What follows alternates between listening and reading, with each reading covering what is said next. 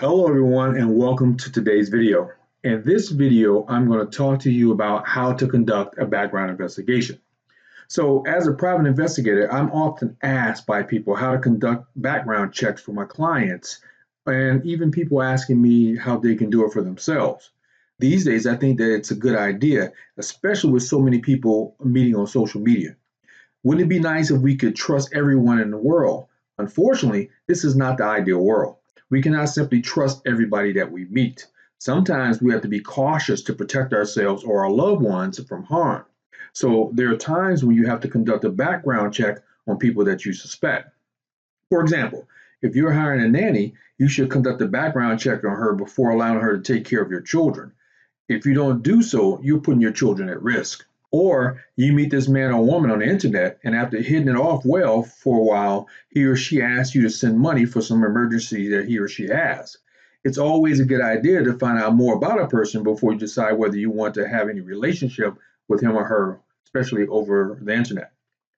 By conducting a background check, you will know whether a person has committed any crime in the past. You'll also be able to find out more about a person, such as whether he or she had married or divorced before, or where he or she was born, or whatever you want to find out about that person. If you're curious to find out information about someone and you want to do so discreetly, there are plenty of ways for you to conduct your own investigation. Using the internet is the easiest and most popular method to search someone's background. However, if you're not entirely familiar with how and where to do it properly, you would just get frustrated and disappointed and won't find anything beneficial. In this video, I'm going to teach you how to conduct an investigation the right way. Here are several options you can choose depending on the situation. First, of course, you should hire a private investigator like me. If money is not an issue, you can always hire someone like me to do an investigation for you. This is probably the easiest method since you don't have to do anything yourself other than hire me. However, if you do not want to spend too much money, I charge $75 an hour. You can either visit your public records office or you can conduct a background check online. Second, if you need an official physical copy of a record, then you have to go to your local public records office. You'll have to pay an administrative fee probably, and if they're busy, you may have to wait a couple of days for the records to be sent to you. If physical copies of the record are not that important to you, you should use online public record services instead. This is more convenient since you don't need to leave home to conduct your investigation. It's also cheaper and faster. Let's talk about why not to use instant background services. When I was in law enforcement, we had particular information sources we could use like the National Crime Information Center, or we call it NCIC, which is the lifeline of law enforcement, which is an electronic clearinghouse of crime data that can be tapped into by virtually every criminal justice agency nationwide. We also use LexisNexis, a corporation providing computer-assisted legal research, as well as business research and risk management services.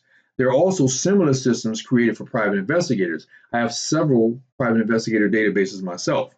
However, there's no such thing as a national criminal database available to you, the general public.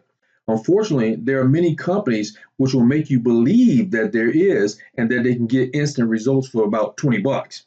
They can get away with this because they provide partial criminal records from each state.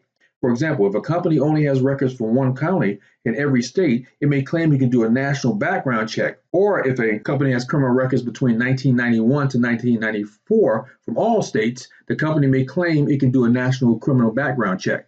The reality is you're getting a partial background check that I would never trust.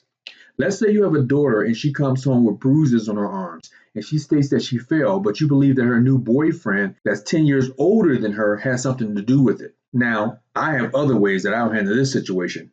But for you, you jump on Google and find one of those cheap and instant criminal background services. You run a quick background check and find that he has a clean record according to the system. However, tomorrow, your daughter doesn't come home.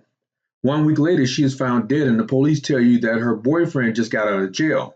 He was convicted of sexual abuse charges 3 years ago in a place that doesn't share his criminal records with your instant background check provider. That's why a thorough search is a must. So let's talk about how to do a background check. So how do you do a thorough check? As a private investigator, I have access again to online databases that are not available to the public. However, all the information on an investigator's database is public information. Mine is just probably more up to date and reveals more information than the instant background check the online company is offering you. However, using a database should only be your first step in your investigation. It definitely is for me as a PI.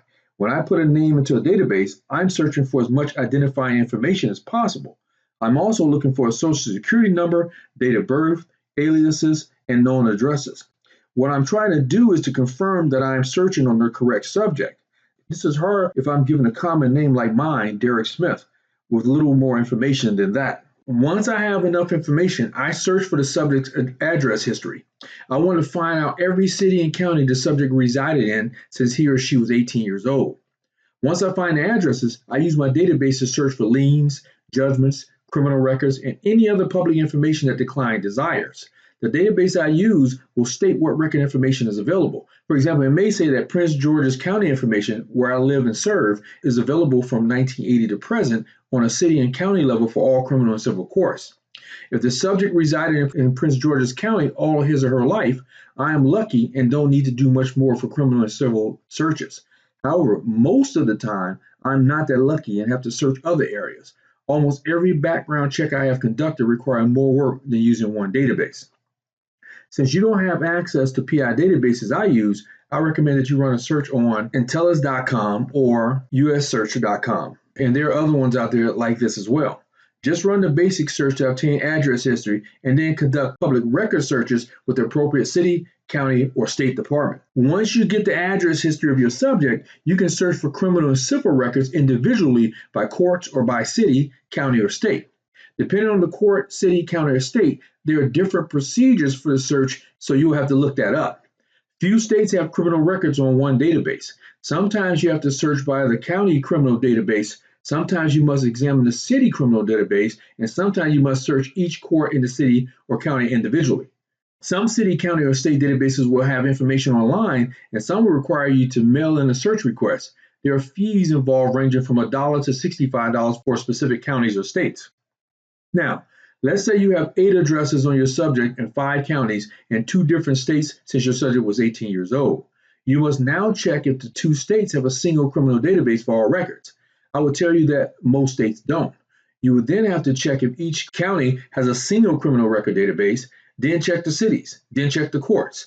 The easiest way to do this is to call the criminal courthouse records office and just ask.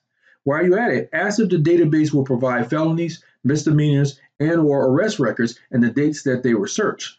Depending on the county and/or state, you will most likely have to follow similar procedures with civil records, marriage records, judgments, liens, and most other public records that you need. If you want to conduct a thorough full criminal records check and other public information, you will need to know precisely what information you're getting, arrest records, misdemeanor, felony, etc., and what time frames are covered in your search. Some counties may only cover 5 to 10 years unless requested to search further back. Again, the county recorder and court records offices will be your best and most accurate sources of information. As a PI, I can run a driving record search, but you won't have access to that information. You also can't obtain a full credit report without the subject's signature. Even as a PI, I cannot get a full credit report without the subject's signature. So here's a quick recap of the steps I just provided you. Number 1, use USSearch.com or Intellis.com to get address history on your subject. Step 2, confirm the information is on the correct subject with identifying information. Step 3, call the criminal records courthouse and/or county recorder to find out how to get information from each county the subject lived in since he was 18. And step 4, do the same for all public records that you need. So this video has provided you with how to do a simple, minimal background check. I hope this can help you if you need to do this and save you some money too. However, if you would like to really learn all the skills that a private investigator has or become a private investigator yourself, you want to check out my Private Investigator Career Course at privateinvestigationsacademy.com. In it, I have 35 lessons on everything you possibly would need to know to start a career as a private investigator. Also, when you sign up for my course, I give you a free vacation to one of 51 available locations. And if you can't pay for the entire course right now, I can give you a 3-payment plan option. So don't delay. Go over to privateinvestigationsacademy.com and sign up today. I'll see you on the next video.